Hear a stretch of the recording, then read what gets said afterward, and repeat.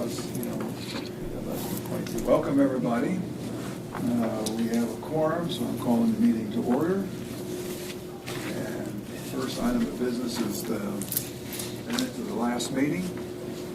You all received them beforehand. Are there any additions or corrections to the minutes? Is there a motion to approve? I'll make a motion. Second? Second. All those in favor? Aye. Opposed? Minutes are approved. Health officer report? Yes, I just have a few things for you today. I'm going to keep it really brief to leave time for the HFI funding grant discussions later. But we are in flu season, which I mentioned last month.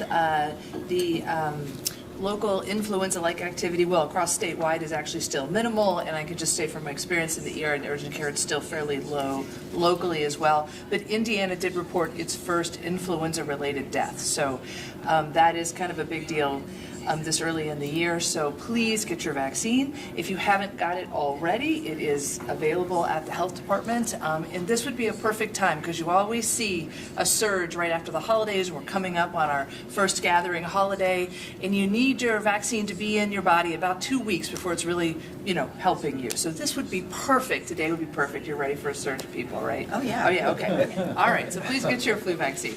Okay, next, as we know, we are in the midst of a federal government shutdown, and this leads to hard times for a lot of people, especially with shortfalls for federally funded programs. We are committed at the health department to doing what we can, and you can check out our Facebook site where we are posting anything that we see available for the community, so you can scroll through there and see lots of information. You can also go to our website where you can go to the link for community resources, and the visitrichmond.org website is got a Helping Neighbors in Need page, and they have links there to SNAP meals, which are meals that are being funded by local small businesses, which is really impressive that they're doing that, and also free meal sites and food banks. All that information is there. There is actually, and I was really impressed to see, a lot of available support in the community. You just have to know where to look. So hopefully these directional is helpful. So, okay, and then one warning as we move into hard times. One thing we see whenever times are hard is that people will try to dilute baby formula to get that to go further, and that is incredibly dangerous. So please don't do that. Little babies, infants cannot tolerate diluted formula. It leads to electrolyte problems, nutritional deficiencies. Homemade formulas can also lead to similar issues. So if you are struggling in that arena, please check out these resources or reach out to us. We'll find a way to figure it out for you and help out. So please just don't do that. So, and that's it for today. Thank you. Clinical services. We'll do a quick update on kind of how our October month went. We did 362 flu vaccines last month, 220 COVID. We saw a total of 431 adult patients and 80 kiddos. So we were pretty busy. We did 10 off-site clinics, as well as 2 different rounds of home visits. So again, that's an option if you have somebody who needs the COVID or flu and they can't get out, please reach out to us. A lot of our off-site clinics and several we have coming up are in nursing homes. With that, we now are able to submit Part D claims. So if you or somebody has Part D coverage, they don't have to go to the pharmacy to get those vaccines. We can actually provide them with the health department and then submit those claims. So if you have somebody at home who needs RSV or shingles or something like that, we can make that happen. So please reach out. We can verify coverage and get on the schedule for that. With regards to testing, we did 39 HIV, 36 Hep C, 41 syphilis, and 48 chlamydia gonorrhea, as well as some TRIC-BV, running urinalysis, pregnancy tests, and uroplasmas last month. We have seen an uptick in chlamydia. We did treat 9 patients last month, and we have several coming in throughout the day thinking that they've been potentially exposed. With our new PA on site, we've been posting on Facebook that we can do cervical exams now, provide birth control, doxy-pep, PrEP, all kinds of options. So if you aren't following us on Facebook, please make sure you do. Please share our posts, all of our new flyers that have all of our services on them. And then just sharing some general information too on STIs. Let's see. Our case management's about the same. We have seen several LTBI cases, as well as continuing to see a high number of lead. But outside of that, I don't think we have a whole lot. We're just staying busy. Any questions? Thank you. Environmental service report. Yep, so with housing, with the Green Meadows Trailer Park, they had a total of about 45 lots available and approximately 40 trailers or so. 19 of those trailers have been removed or torn down and taken out due to either sanitation conditions, structural problems, stuff like that. And as far as food, we are attending the MAID training tomorrow. They're going to have a truck wreck presentation, also give out free kits, stuff like that, and then also sushi and testing there. Dr. Bales went on a ride along with one of our inspectors. She can kind of elaborate on how that went. Well, it was great. It was great. I learned a lot about the whole process and the record keeping and the follow-up, and I, saw the backstage to Yeah.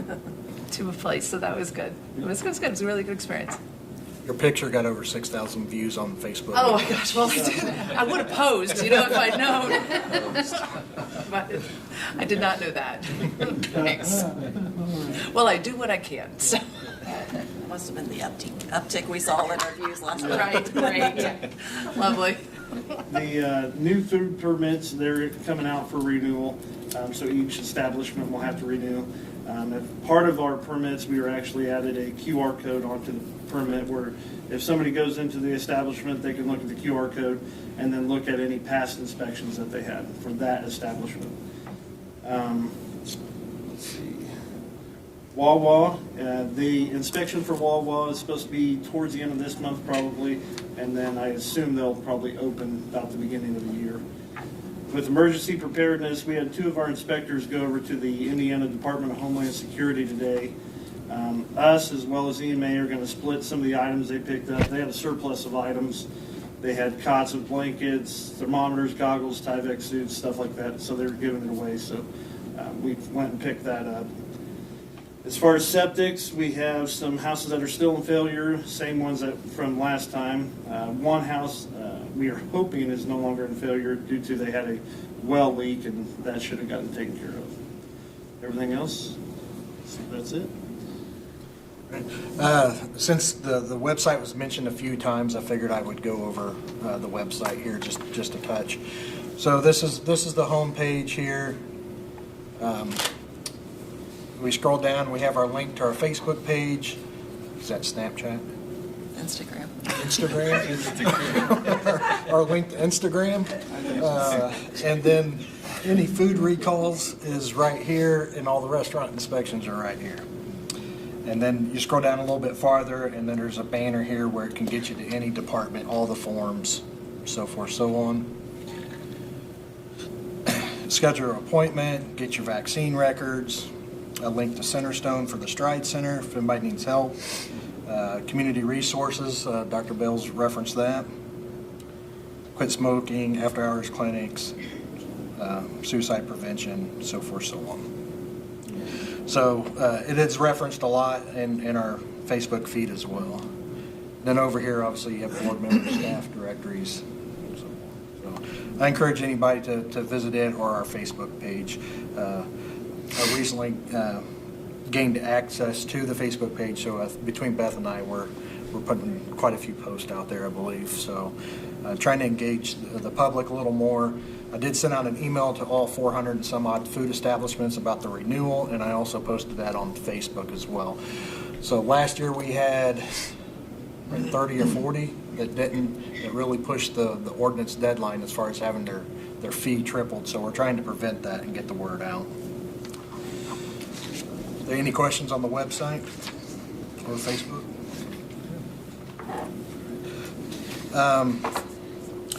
I'm going to cover the budgets just really quick. I mean, the main purpose of this meeting is to cover the Health First Indiana and the 3 proposals that the board approved last meeting, and to decide on how the money is going to be split between the 3 proposals. But so before we go into that, I'll just go into the budget quickly.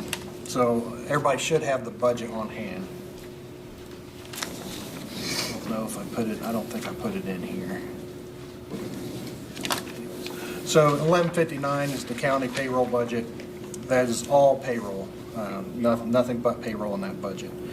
So we're on track with the typical spending on that.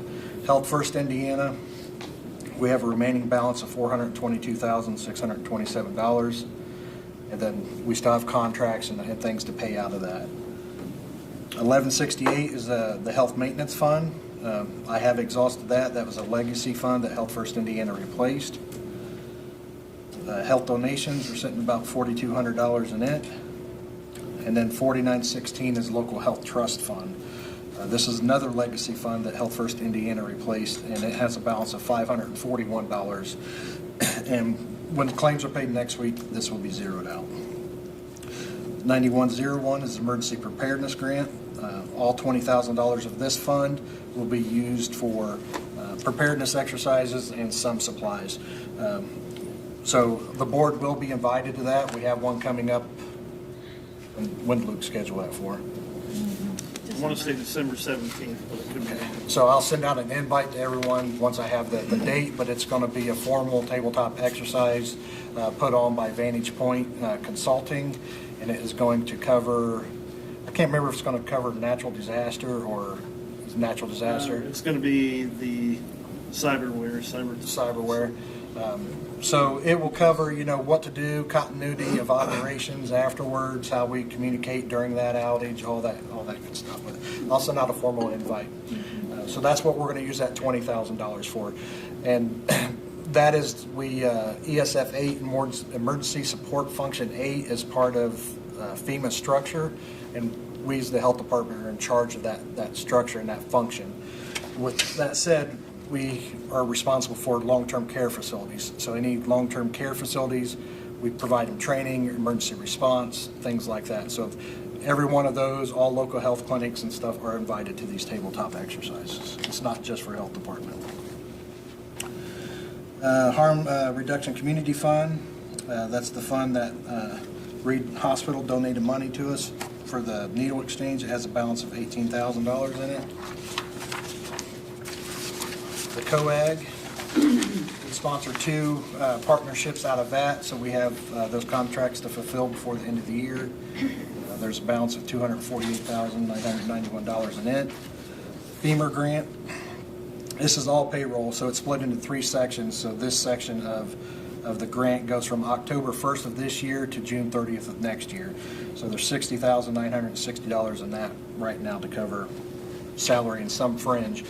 And on the agenda for tomorrow for county council to transfer money from 9181, which is the last one in this list here, which is what I call my rating day fund, up to the FEMA grant so I can cover fringe benefits. We're going to fall short by about $7,000 or $8,000 to cover health insurance, Social Security, all that good stuff that we have to pay. The grant just wasn't large enough. So in order to keep the employee, Cynthia, in the program, we had to dedicate all the grant money to salary.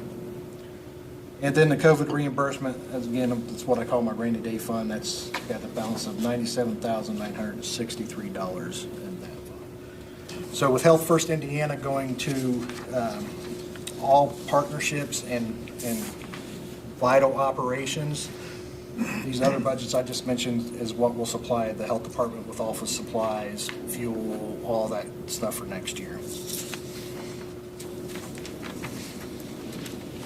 Any questions on the budgets?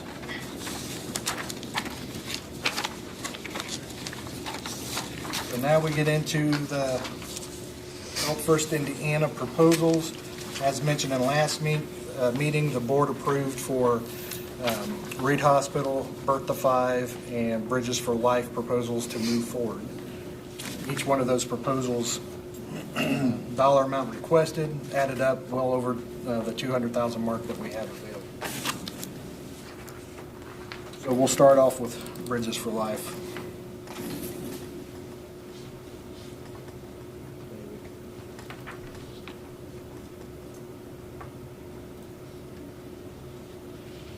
So they're requesting $92,640.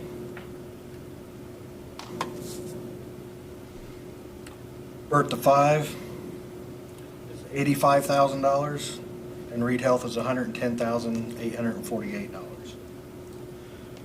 So what I did is I took all the request and to split it up fairly as I could, based off of percentages, not dollar amounts. I just broke down each request by percentage. I started off with a 10% reduction, moved it down to a 20% reduction, all the way down to a 30% reduction, which left a balance of 201,942. Then I divided that 1942 by 3, which left a balance of $200,001. So that's about as close as I can get it to $200,000. So this is only a suggestion. This is what I suggest doing. It's up to the board to decide on how they want to divide that money up. So I'm open for suggestions on that.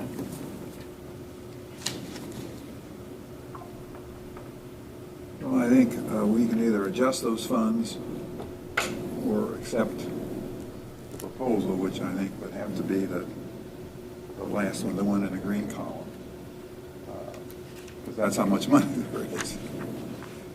So our only option would be to readjust the figures within that green column, but still stay within the 200,000.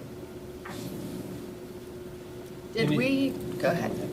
Did we verify that each of these programs would run if they were not fully funded?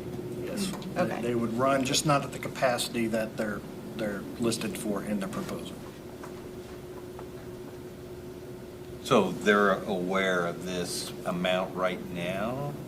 I've not made them personally aware of anything. I do, not until it's decided on. Once it's decided on, then I will send out an email to each applicant stating this is what was approved and ask them if they want to carry on with the proposal, and then we'll move into the contract part of that proposal.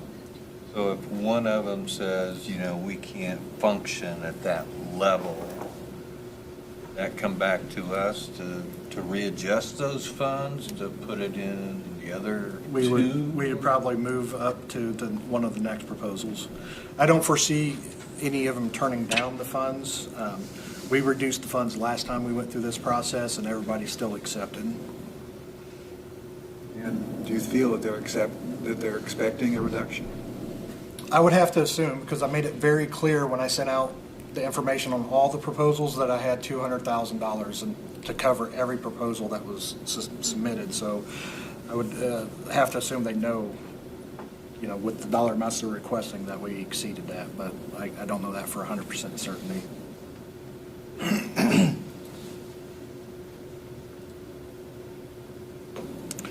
This is our numbers here in Wayne County right now. The board was updated in September.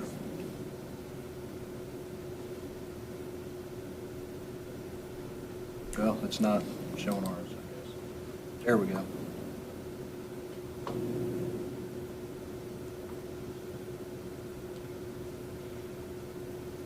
So does anyone feel that the money needs to be split up based on priority? Or does it need to be split up based on percentages like I suggested here? Is there one more important than the other, I guess is what I'm asking. Is there, does Bertha 5 or Bridges for Life or Reed Hospital need more money because they're providing more services towards these numbers? Or do we feel that all of them are providing their equal share of services? Well, it appears all three of them are functioning in a vital area, important areas, and I think that's what you and Dr. Bales went through to evaluate for your recommendations at the last meeting, was which ones were, they were all critical, but which were the most critical.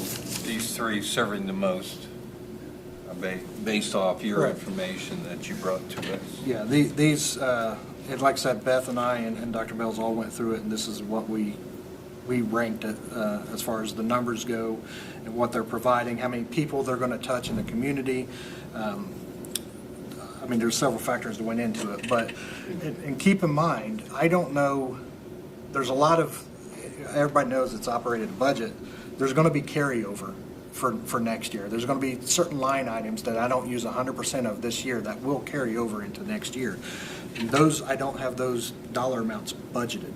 So I'm waiting for that carryover, and what I intend to do with that carryover is if maybe one of the people that proposed and we didn't accept that proposal, or somebody else in the community is putting on an event, I can take that carryover money and give them $5,000, let's say, to put on a community baby shower or help with safety village, I believe it's called. I mean, different projects like that. So just because we're not funding this particular proposal doesn't mean we can't help that establishment with carryover money if they have a project for 2026 that aligns with Health First Indiana.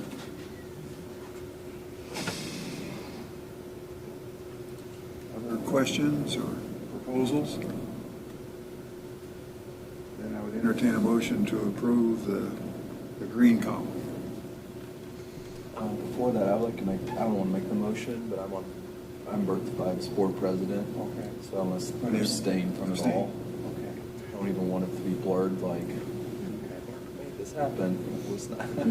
Anybody else have a need to abstain? I'd move to approve. Second? Second. All in favor? Aye. Opposed? We note the abstention. Really, that's all I have for this meeting. I mean, this meeting was moved forward for this purpose, really.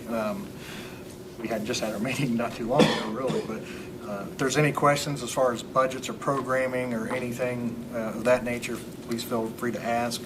I know Chris is working on a lot of stuff for us, a couple of housing cases, a septic case, trying to get money back from a vendor that will only wire us money. They won't send me a check for some reason, so we're trying to get that money back from them. I think we're moving along pretty well. We did receive 2 compliments from 2 different people last week that the health department is much easier to work with now, so that's a bonus. So I think Beth really kicked it off with getting the social media going and out there and stuff. So I want to congratulate her on that and getting the RSV vaccines going through TransRx. She's been vital to the operation. And Chad taking over the environmental side of things. He's put the environmentalists through a lot of training and continues to encourage the training. So we're building a pretty strong team, I believe. You sent out the 340B policies. Yes. I did not bring that with me. Sorry, I forgot about that. But we can approve that in December's meeting if you choose to do so. Does anybody have, I don't know if, I mean, that's a large policy. Did everybody have time to read it or skim through it at least? Yeah. It's a large policy, so. I didn't. I will admit I haven't. Okay, so we'll give it another month to let people go. If you need another copy, let me know and I'll email it out. This was drafted and written by the 340B consultant. It was done by a professional in that area. It is tailored to us. He did go through and tailor everything to us, but it is professionally written, and I went through it a few times. Every page of it, unfortunately, it's a long one, and there's nothing in there I disagree with. Okay, so it's a deep, extremely detailed policy with multiple sections. An awful lot of responsibility on the part of the health department. So I think if we can all review that, we could probably have a pretty good discussion on that next month. Yeah, we can break it down into sections. It's what we consider in the emergency preparedness world an EOP, an emergency operation plan. So it's one plan, but it encompasses 20 other plans. So, Those were a lot of signatures. yeah. Yeah, for every plan within the plan, Yes, there's a signature. there's a Yes, signature, yeah. That's all I have. Any other comments, questions, announcements for the good of the order?